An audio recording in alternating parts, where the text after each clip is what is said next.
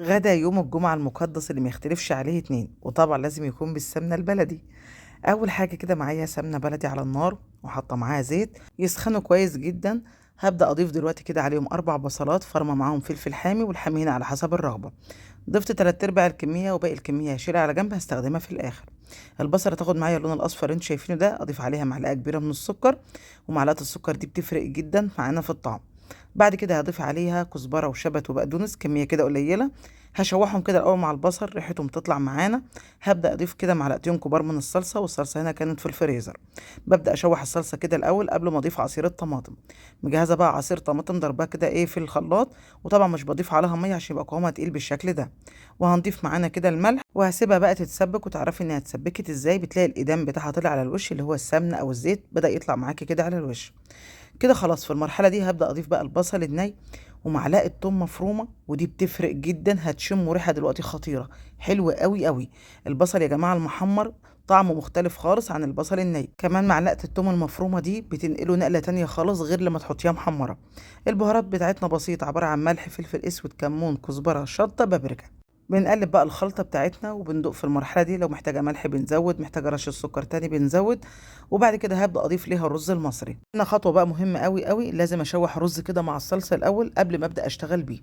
في ناس كتير هتقولي ده هيستوي كده معاكي، ولا هيستوي ولا يجرى له أي حاجة، ده هي دقيقة دقيقتين بالكتير، بس بيتشرب كده من الصلصة وبياخد الطعم وبيكون حلو قوي قوي. بعد ما شوحنا الرز مع الصلصة بنبدأ بقى نطفي النار ونضيف الخضرة.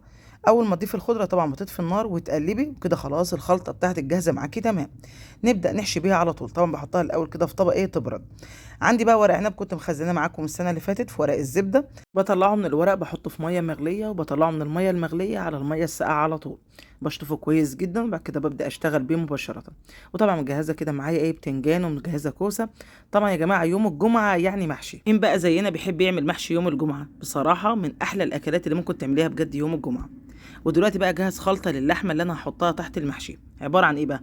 بصل، توم، طماطم، والبهارات بسيطة جدا، عبارة عن فلفل اسود، جنزبيل، بهارات لحمة، كزبرة، بابريكا او شطة، والملح. وهضيف عليهم معلقة خل كبيرة، واخدهم بقى اضربهم في الكبة كويس جدا بالشكل ده. وطاسة على النار حطيت فيها معلقة كبيرة من السمنة البلدي، وضفت اللحمة المسلوقة وعلى الخلطة اللي احنا عملناها، وابدأ اشوح بقى اللحمة دي. وخدي احلى طعم للحمة بجد. حتى لو مش هتحطيها تحت محشي اعمليها بالطريقة دي، وممكن تولعي لها في حماية بتكون رهيبة.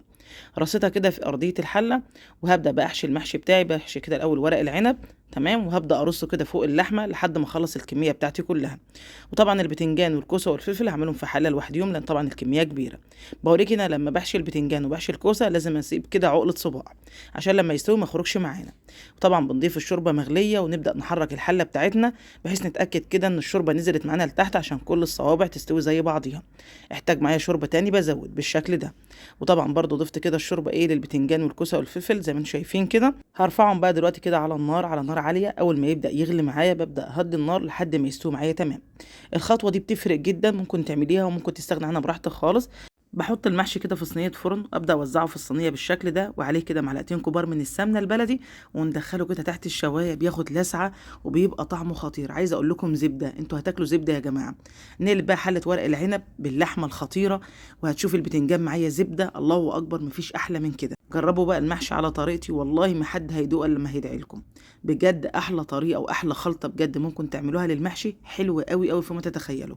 واللحمة زبدة. اتمنى تجربوا وصفة النهارده، ولو عجبكم شيروا الفيديو ده لكل حبايبكم.